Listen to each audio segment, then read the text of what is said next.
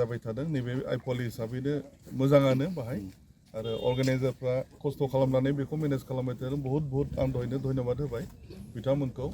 आरो आं बुंदों जे बियो मोनसे जोंनि बिटिसिनि डेभेलपमेन्टनि मोनसे सिनाखि बेयो मोनसे साक्षी आगोलाव बाहाय दालां गैयामोन दालां बानायबाय हाग्रामा सारा हरै हाग्रामा दालांखौ बानायना होबाय दालां बानायनाय लोगो लोगो बाहाय थांनाय फैनाय सुबिदा जाबाय खाथियाव बेबायदि डेभेलप जाबाय पिकनिक स्पटफोर इक'नमिक एक्टिभिटिसा बाहाय माने ग्रुमिं जादों माने बयबो एफा एनै बिजनेस फालांगि खालामनो सोलोंदों बयहाबो न'खरफ्रा सोलिदों मोजां बाथ्रा आरोखि ना दिनै फिसा बिजनेस खालामगोन बाहाय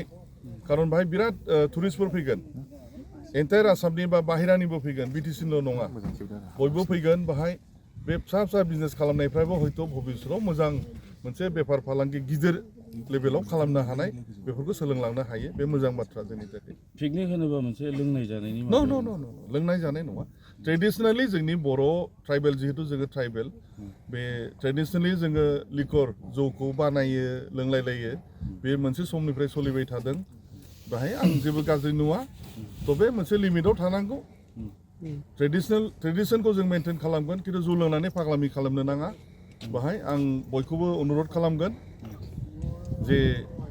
जौ लोंनो थाखाय जों पिकनिक स्पट बानायाखै न' गावबागाव बोरै सोलिबाय आलदा बाथ्रा ट्रेडिसनखौ मेनटेन खालामदों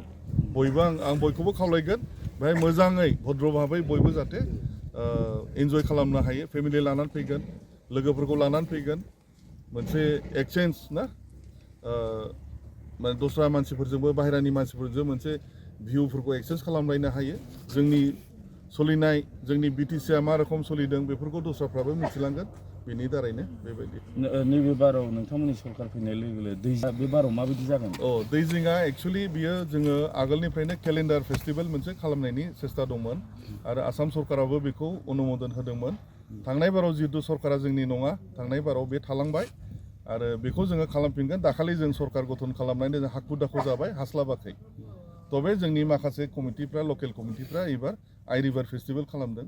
जोङो दैजिं फेस्टिभेलखौ उनावहाय फुल प्लेजेड नेक्स्ट इयारनिफ्राय हयथ' हानो हागौ बेयो इम्परटेन्ट बेयो वर्ल्डआवबो मोनसे रिकगनिसन मोनदोंमोन एवार्डबो मोनदोंमोन गतिके जों बेखौ मेनटेन खालामफिननांगौ बहुत एक्टिभिटिस बाहाय जादोंमोन मोजां जादों बे दैजिंआ खालामफिनगोन जोङो सेस्था खालामगोन